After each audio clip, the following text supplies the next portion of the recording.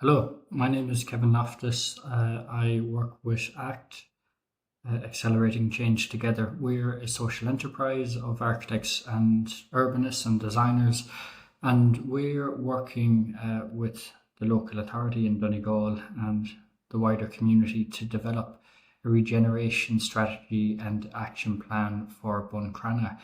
We've already had one public workshop, and we also want to replicate that online. So this is the first of two online workshops that will replicate the uh, what we had in person. So the idea here really is to show you through the presentation and then direct you towards the survey, which will also be accompanying this on the same story maps page. We would encourage you to look through the presentation until the end, and after that to do the survey. And then we will take all of that information that we get, all of the various feedback, and include that within the development of the action plan.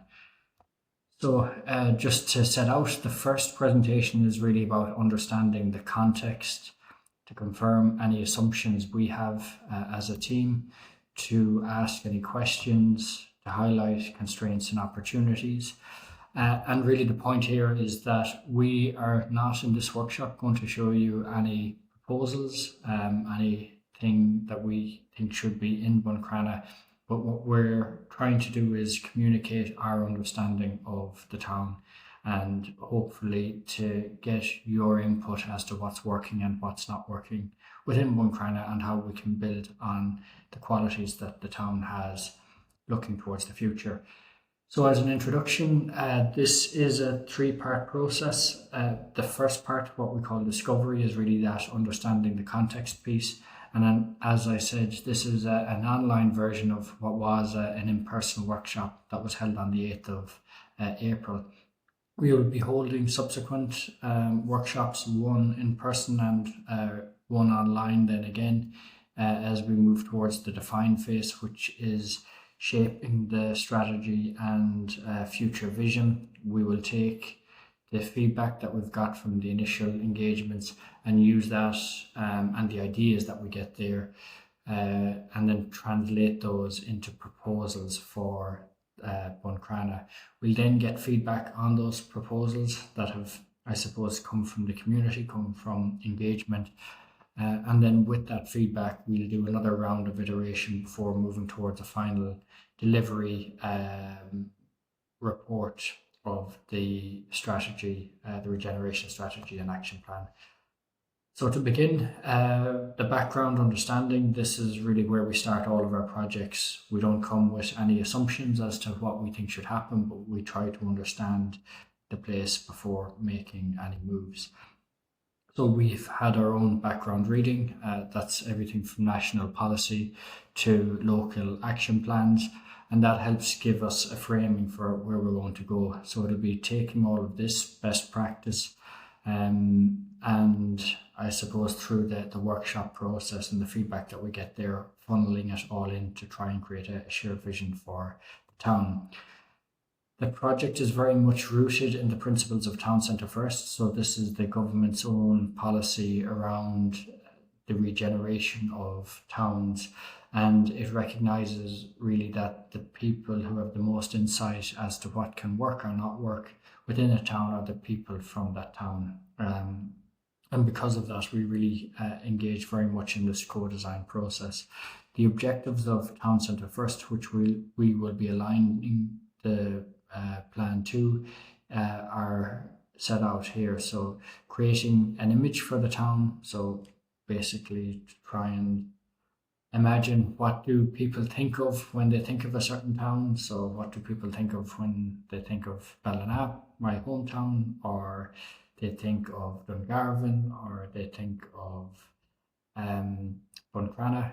It's each one will have its own identity. Then defining the role of a town. So some towns like Newtown Mount Kennedy are commuter towns, whereas other towns like Westport might be tourist towns. So what is the role of the town that we want to move towards? generating vibrancy and vitality within a town space to provide a framework for sustainable urban growth, to protect heritage and culture, to ensure sustainability within a town, and to foster social inclusion.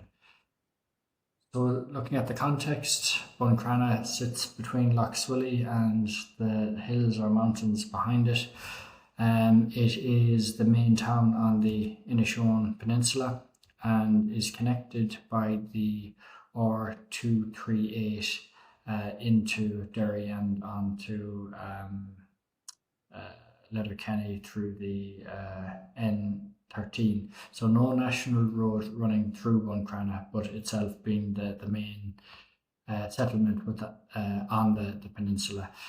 It has a connection by ferry boat to Rathmullen, and it's along the Atlantic Way, although there is no actual Wild Atlantic Way pin in Buncrana itself, and hopefully that's something we can remedy throughout this process. It sits beside a special area of conservation and also alongside other special heritage, natural heritage areas, SPAs, which are quite important from an environmental perspective. We have the Lough Swilly SAC, which is looking at the estuary, the coastal lagoons, Atlantic salt meadows. We also have an old Cecil Oak woods within that. We have the Lough Swilly SPA, which is a special designation for the various different bird species, up to 24 within the area, and the habitats that these rely on. And then we also have other important nature assets within the wider context. There are and have been a number of proposed greenway routes to Buncrana. The history of the town itself goes, I suppose, back like any settlement in Ireland, probably even before the 15th century. Here we would have had earlier Celtic or Irish settlements, but the point at which we start the history here, at least in this presentation, is the 15th century settlements, O'Doherty's Keep being one of the key elements there, and then that evolving within the grounds of that, eventually the development of Buncrana Castle, which was in the later 1700s by the Vaughan family. This was also the beginning or re-beginning of the town with a new construction of a main street around that early 1700s period. We also had a number of mills within the town, the first one beginning in the 1700s, and that creates the link to the fabric or the textile industry that was strong throughout the town's history and development. In the mid-1800s, the development of the Londonderry and Lough Swilly Railway Company lines was an important shift, as the town also started to embrace tourism as one of its main industries, with the Lough Swilly Hotel being one of the first in Donegal. We also had then the development of later mills, the Swan Mill, which operated as a textile mill for a long time, and then later in the early 1900s became the hydroelectric power station. We've St Mary's Hall, which is now the cinema. We have Buncrana being one of the first towns in Donegal to receive electricity because of the mill that was there. The train service ceasing to operate in the mid 1900s because I suppose a move generally away from rail, but this was soon after the station itself had been upgraded. Then looking at the town from an aerial perspective, we have numerous important historic buildings throughout the town, probably quite a bit more than most Irish towns. And they all have different functions, from religious buildings to education to industrial and defence. We also have some private homes, tourist areas, we have coast guards, lots of different use cases, libraries. And that's a real mark of the richness of the built fabric of Buncrana. Looking at the maps from the early 1800s, early to mid 1800s, we have a plan like this where we just see the main street. Then later on in the later 1800s, early 1900s, we have the development of the rail station as the town is starting to grow. A zoom in of that, where it landed, and the main station exists still within the town today as a building. And this shows that Buncrana was part of a wider network of rail that ran throughout the country. Then we jump forward to 1995. We can see that the town has developed more towards the coast with more residential and different mixes of building in that area. Jumping forward again, we can see the changes in the map as the town is growing in one respect, but we're also in these times starting to see the removal and loss of some of those industrial buildings. The manufacturing heritage is quite strong in Buncrana, stronger again than most other towns. We had the mills originally. Then in the 1930s, we had the MacArthur family developing an underwear factory. That would have been a large employer in the town, and that factory eventually came under the ownership of Fruit of the Loom, which lasted for around 20 years in the town, and then eventually closing around 2006. So that would have been a large hit for the town economically. The population from 91 up to the closing of Fruit of the Loom was growing steadily, 36% within that time.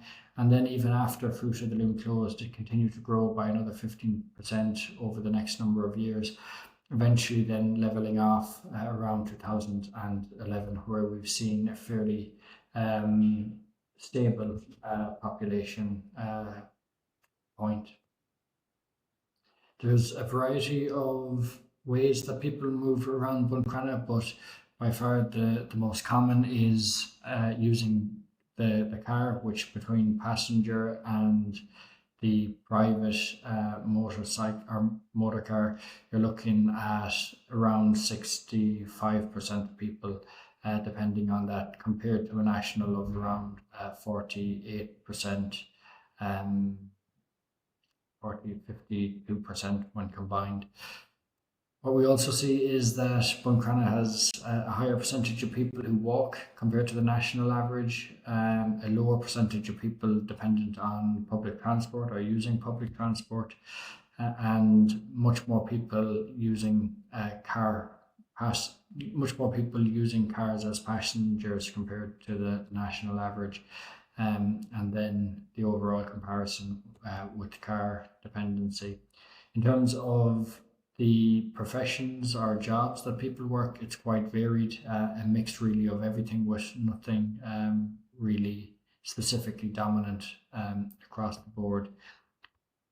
Looking at the town's morphology, which essentially means its geography, we have the rivers. We have the Mill River and the Buncrana River. We have those linking into Lough Swilly. We have the two beaches, Buncrana Beach and Ladies Bay. We have the flood risk area along the river. So this is showing a 10-year flood risk, a 1 in 10-year potential event. And then a medium risk 1 in 100-year type event. And the least likely but most impactful 1 in 200-year potential event. And you can see that would have a fairly substantial impact in some parts of the town were it to happen. Of course, the likelihood here may be low, but what we're seeing is that these likelihoods are becoming more frequent all the time, and those annual periods are reducing. And Buncrana does know this, I suppose, more than most towns. It has had difficulties around flood protection previously, and we do know that there's ways to mitigate against this. So an example of a park in Finland, where they've actually designed a public park that also acts as a buffer against flooding. So there's ways that we can design our recreational spaces to act as flood or climate infrastructure to help us in the future. We see that as well in Cork, where they're designing the flood relief scheme to actually incorporate public realm space that will also act as flood defences.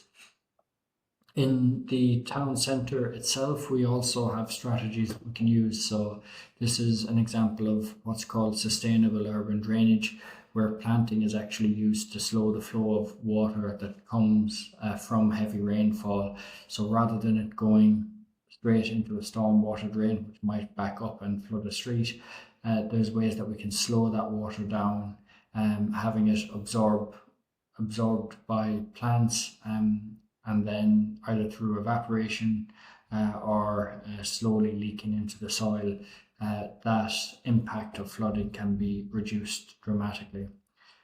Water quality is one of the difficulties that Buncrana has. You can see that the two rivers are marked out as having poor water quality according to the latest EPA maps, and then Lough Swilly itself having a moderate water quality.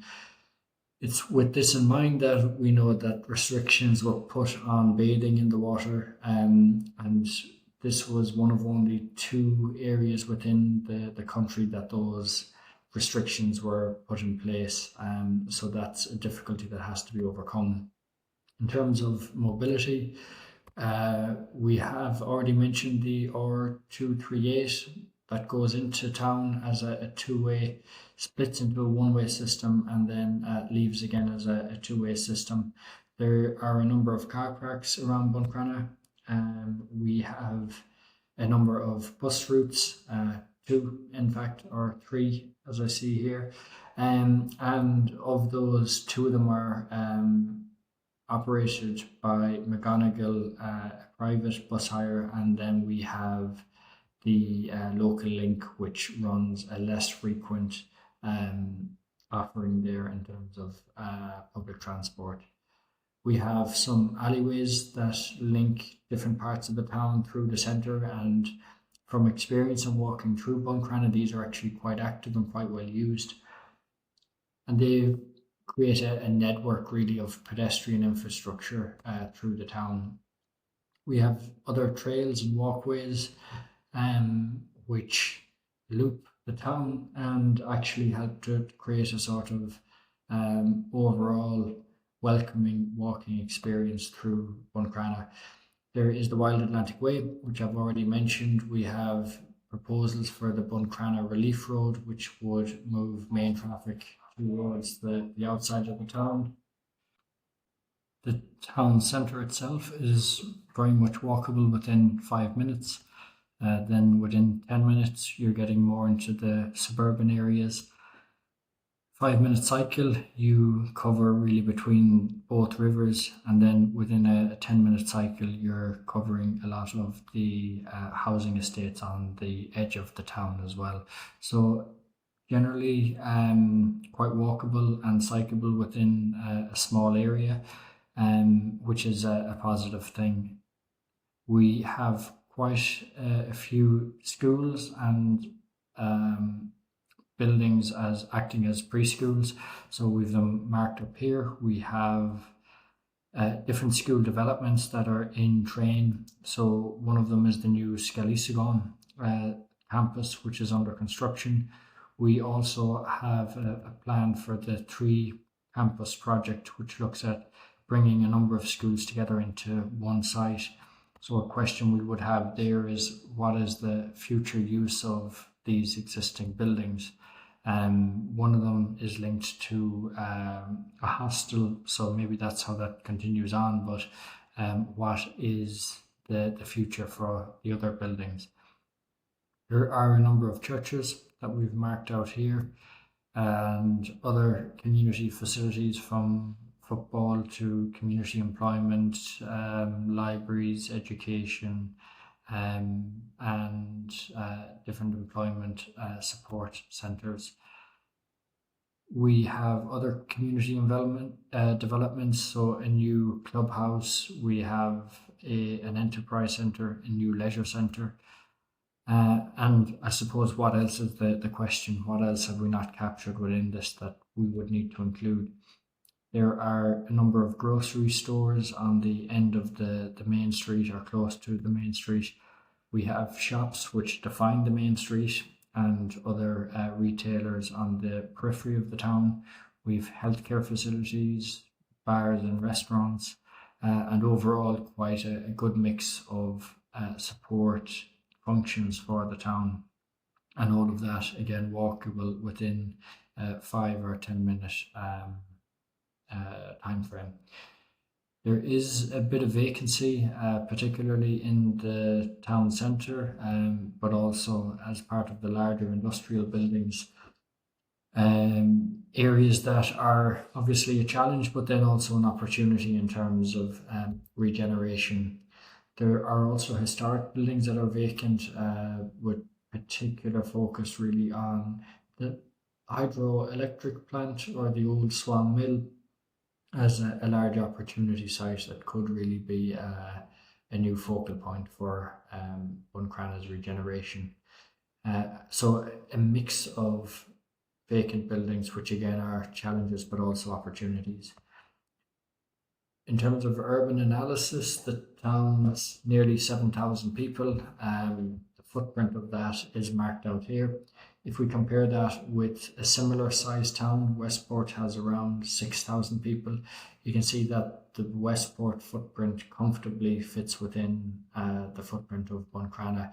So we can see that Buncrana is actually quite well spread out, which does create a challenge in terms of car dependency and distance to certain facilities, but it's also something that can be responded to. We have the urban core, which is shown here as grey. We have the architectural conservation area, a special designated area for buildings. We have the red line area, which is the regeneration strategy and action plan area, so the key space that we'll be focusing on. We've the shore, we have the heritage industrial sites, we have mobile home sites which offer accommodation for tourists. We also have a mix of green spaces from recreational to nature and other sports facilities. We have specific community gardens or projects, one under development, the community garden, but the Swan Park and Amazing Grace Park already there. We have the heritage sites of the castle and its fort, the beaches, the flood potential areas, the SAC, community facilities, mobility, new residential areas, opportunity sites, the relief road. So quite a mix of things all together. The urban footprint we see here in the various highlighted colours, and then the nature footprint we see highlighted here in the greens and blues. In terms of tourism or the town's perception, this is how the internet sees Buncrana. It's not the most scientific approach, but it's something we do to try and understand what are people's impression of the place that we're looking at. And what we can see here is that a lot of focus in terms of articles or information about the town relates to tourism and relates to the landscape and to the beauty of the area. So that's something that can really be worked in or built upon.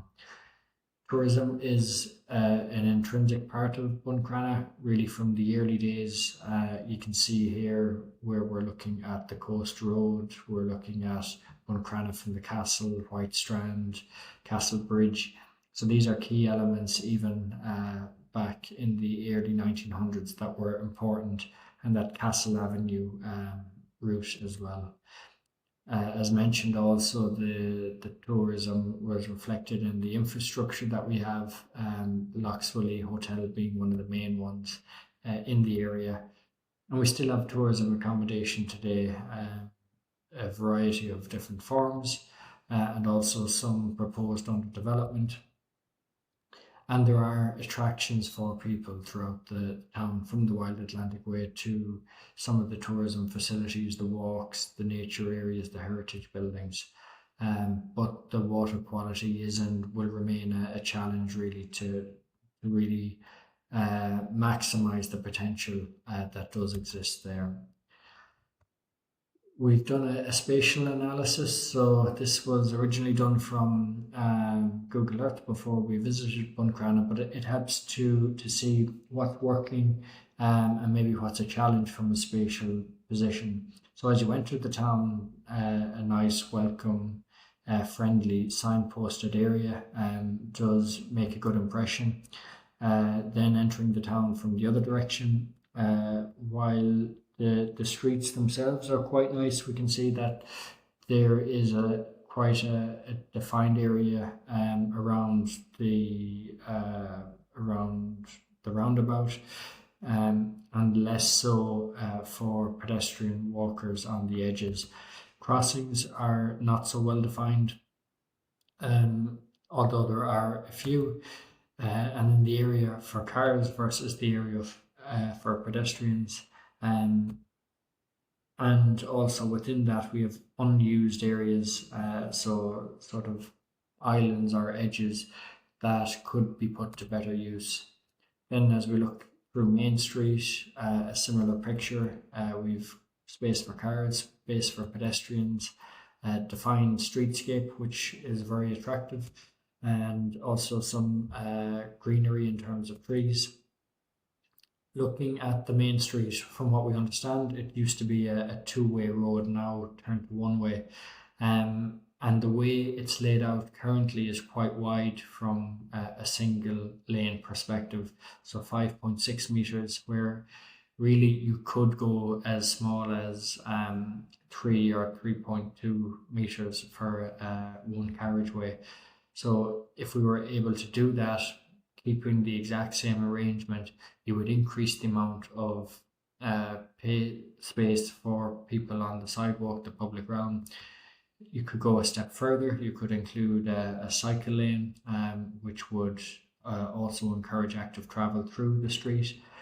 You could extend the public sidewalk even further so that you create a large public realm space. Then this is another junction, how people connect through and around. Again, we can see where the pedestrian space becomes quite narrow and confined, making it less safe. Some underutilized areas and some unsafe crossings that could be better defined. Looking through towards the castle, we have a shared road. We have a parking area that's it's good in layout, but probably not so well defined, and maybe taking away from the view of the castle bridge. We have some historical elements that are very important, some natural elements. And then looking down one of the residential streets, a single lane of traffic, a zone of parking, some sidewalk areas, opportunity for potential green space, well-defined historic streetscape, and a sea view, which is quite important. And you can see this image of the same street, but from a time gone by. And that link to the water really from the town being key, as something that we still see today in a number of the streets. Some relevant initiatives. So we have the initial one, Innovation Hub. We have Buncrana Primary Care Centre, Scollisigon. Some of these are under development or developing. We have the Swan Park Regeneration. We have Buncrana Coastal Walk, which is developing as a plan for redevelopment. We have the Buncrana Enterprise Centre, which is a key potential project for the town's regeneration. A new leisure centre. We have updates in terms of the town's frontage and signage. We have the 3 schools campus. We have social housing developments. We have an update in terms of the sewerage capacity and infrastructure for the town. We have initiatives around reuse and recycling. We have initiatives around green space and community gardens, plans to develop some of the vacant or derelict sites. We also have a number of community groups within Buncrana. So from Buncrana Town Team to the Inishowen Development Partnership, Buncrana Youth Club and Community Development, Buncrana for All, Buncrana Community First Responders, we have Buncrana Children Charity, Buncrana Hearts FC, Buncrana GAA, the Community Garden, and these are only a number. I'm sure we're missing many of the various clubs and groups within Buncrana that help build the community that exists. So we know that Buncrana is scenic, it is a destination, it's historic, it's post-industrial, it's community-driven, it's climate vulnerable, it's active, it's spread out, it's car dependent, it's developing, it's water restricted, but it's improving, it's natural, and it's optimistic.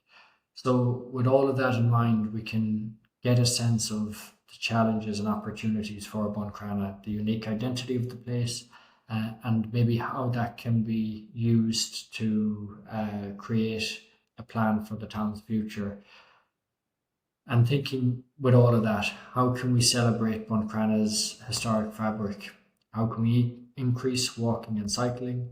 How can we build climate resilience? How can we protect and enhance the natural landscape?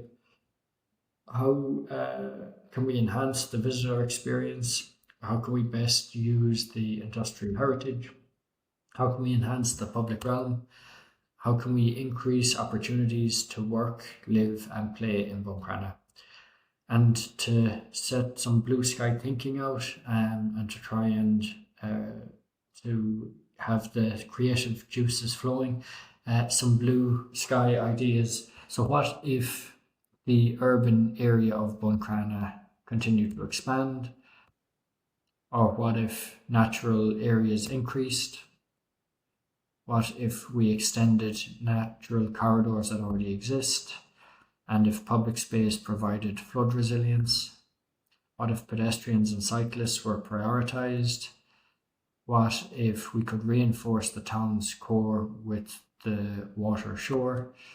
What if vacant factories turned into biodiversity hubs or community greenhouses, or innovation workspaces or retail spaces or cultural hubs, or turned into fashion hubs?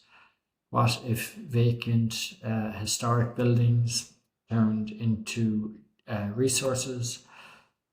What if we could attract more events and visitors? What if we could be connected to the rail network again? What will Buncrana be in 2030, in 2050, and in 2100? And obviously, 2100 seems a long time away, and most people will think, I don't really care because I won't be here. But there is an important lesson that we learn all the time through urban design. It's that the plans or the ideas or the initiatives that people place as earlier generations will be left for others to reap the reward of, whether that's good or bad. So the plans that we put in place today will have a material impact for future generations. And we need to think not just about what's convenient for us at the moment, but what will be a legacy that we leave for people coming forward.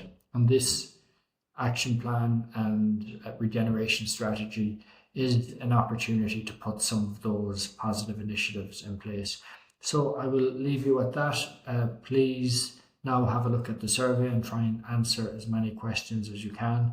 We will take all of the feedback and we will reflect on that and use that really as the basis for the ideas that we generate towards the next stage. Thanks very much for your time.